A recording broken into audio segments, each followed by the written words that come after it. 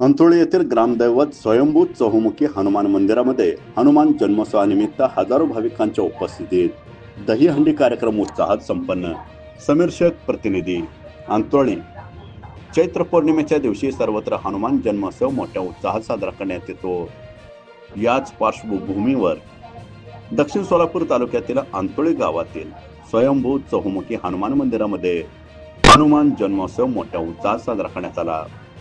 दिनांक 12 एप्रिल रोजी पहाटेपासूनच हनुमानाच्या जन्मोत्सवाची कथेच्या कीर्तनाने श्रोत्यांना मंत्रमुग्ध केले.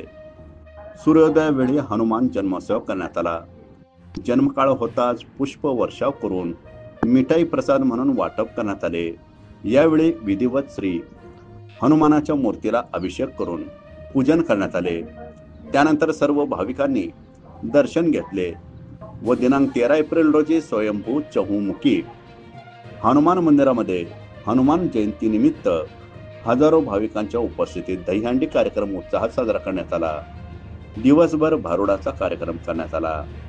मंदिरासमोर रांगोळी व पालखी मार्गावर फुलांचा साज करण्यात आला होता. हनुमानची पालखी पुजारी यांच्या घरी जाऊन दिंडी व वारकऱ्यांच्या समवेत दहीहंडी हनुमान मंदिरासमोर आणून फोडण्यात आली. तसेच पुष्पवृष्टीही करण्यात आली. ग्रामस्थांकडून नवसाचे नारळही फोडण्यात आले.